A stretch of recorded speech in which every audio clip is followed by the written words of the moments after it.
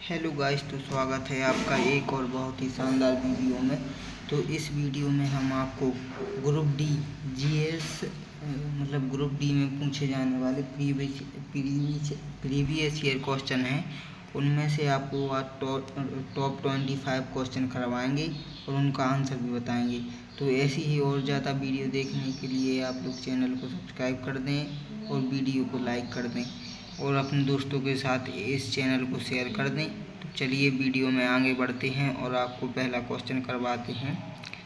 तो इसमें पहला क्वेश्चन आपसे पूछा गया है कि निर्वात में प्रकाश का वेग कितना होता है। तो निर्वात में जो प्रकाश का वेग होता है वह होता है 3 × 10⁸ मीटर प्रति सेकंड इनवर्स। ठीक है, तो इसका आंसर होगा मीटर प्रति सेकंड इनवर्स।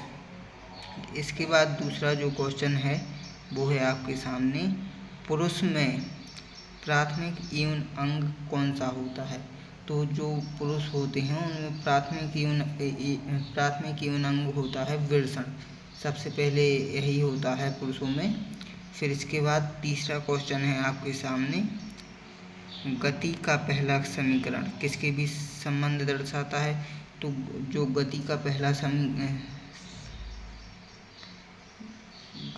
पहला समीकरण है वह वेग और समय के मध्य संबंध दर्शाता है। गति का जो पहला समीकरण है वो वेग और समय के मध्य संबंध दर्शाता है। इसके बाद चौथा क्वेश्चन आप सभी के सामने है, यांत्रिक ऊर्जा और गतिक ऊर्जा। और यहाँ जो खाली स्थान है तो यहाँ पे आएगा यांत्रिक ऊर्जा, गतिज ऊर्जा और स्थितिज ऊर्जा का संयोजन है। तो इसका आंसर होगा स्थितिज ऊर्जा। इसके बाद चौथा क्वेश्चन है आप सबके सामने, निम्नलिखित में से मानव मस्तिष्क का वह हिस्सा कौन सा है जिसमें विचारों का संग्रह होता है। तो इसका आंसर आएगा आप सभी के बीच में सेरिबेलम में मानव मस्तिष्क का जो सेरिबेलम होता है, इसमें मानव मस्तिष्क के विचारों का संग्रह होता है। इसके बाद आपके सामने नेक्स्ट क्वेश्चन है, निम्नलिखित में से कौन से वैज्ञानिक ने दो अवशेषित कणों के बीच आकर्षण प्रतिकर्षण के बल को नियंत्रित करने वाला नियम दिया था। तो यह नियम दिया था अपने माइकल फेराडे हैं, जो माइकल फेराडे नामक वैज्ञानिक थे। तो उन्होंने इस नियम का वो प्रतिपादन किया था।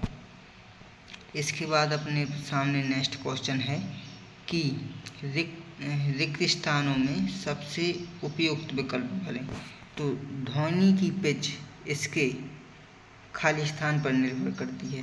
तो जो ध्वनि की पिच होती है इसकी आवृत्ति पर निर्भर करती है, जितनी ध्वनि की आवृत्ति होगी उतनी ही इसकी पिच होगी। समझ रहे हैं आप लोग। तो ध्वनि की पिच इसकी आवृत्ति पर निर्भर करती है।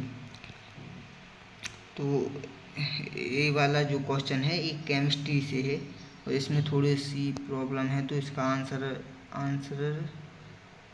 आंसर अभी नहीं, ये अपन क्वेश्चन बाद में करते हैं। ठीक है, तो इसके बाद निम्न में से कौन सा जीव पुनर्जनन और मुकुलन द्वारा प्रजनन कर सकता है।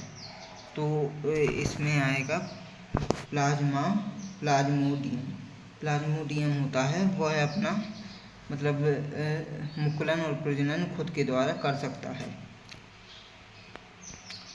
नेक्स्ट क्वेश्चन है, निम्न में से कौन सा एक बॉर्डर लाइन तत्व नहीं है। तो इसमें इसका आंसर होगा सिलिकॉन है जो बॉर्डर लाइन तत्व नहीं है। और इसके बाद अपना नेक्स्ट क्वेश्चन है, महासागरों में मौजूद शैवालों की विशाल मात्रा किसका अंतहीन स्रोत उत्पन्न कर सकती है। तो महासागरों में शैवालों की विशाल मात्रा किसका अंतहीन स्रोत उत्पन्न कर सकती है। तो इसका आंसर आएगा मीथेन। तो जो शैवालों की विशाल मात्रा मीथेन का उत्पन्न कर सकती है, मीथेन गैस है वो उत्पन्न हो सकती है। सवालों की संख्या अगर ऐसे ही बढ़ती रही तो।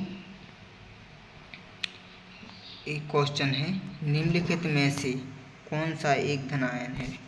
तो आप लोगों को इतना तो पता होगा ही कि इसमें से हाइड्रोक्साइड है, वह एक धन आयन है।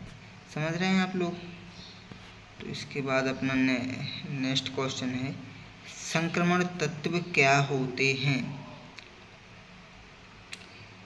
संक्रमण तत्व क्या होते हैं। पहला ऑप्शन है, वह तत्व जिनमें धातुओं और गैर धातुओं दोनों के गुण होते हैं। और दूसरा ऑप्शन है, इनमें सबसे बाहरी सेल में 8 इलेक्ट्रॉन होते हैं। वह तत्व जिनके 3 सबसे बाहरी सेल अधूरे होते हैं। वह तत्व जिनके 2 सबसे बाहरी सेल अधूरे होते हैं। तो इसका आंसर आएगा अपना सेकंड वाला। इसके मतलब जो अंतिम वो होता है कक्ष, उसमें 8 इलेक्ट्रॉन होते हैं। तो जिस भी तत्व के पास इलेक्ट्रॉन की कमी होती है तो यह अपने 8 में से कुछ इलेक्ट्रॉन वहाँ दे देता है, तो वह भी अपने इलेक्ट्रॉन पूरे कर लेता है। इसके बाद, एक मिश्र धातु किसका उदाहरण है। तो मिश्र धातु है वो है कोलाइडल विलयन का उदाहरण। मिश्र धातु है वो कोलाइडल विलयन का उदाहरण है।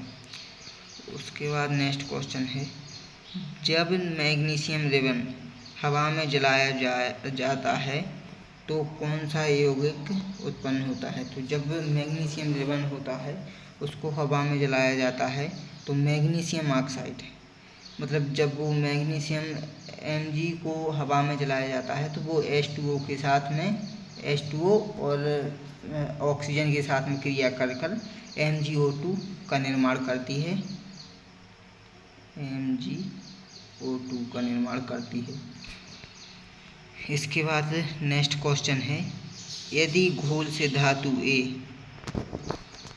धातु B को प्रतिस्थापित करती है तो A मतलब यदि A की तुलना मतलब B की तुलना में कम प्रतिक्रियाशील होगी, B की तुलना में भारी है, B की तुलना में अधिक प्रतिक्रियाशील होगी। तो इसका आंसर आएगा B की तुलना में अधिक प्रतिक्रियाशील होगी। इसके बाद अपना नेक्स्ट क्वेश्चन है, यौन प्रजनन में माता पिता का योगदान होता है। तो यौन प्रजनन में माता पिता का योगदान आधा आधा होता है, अपने जीन्स का आधा हिस्सा।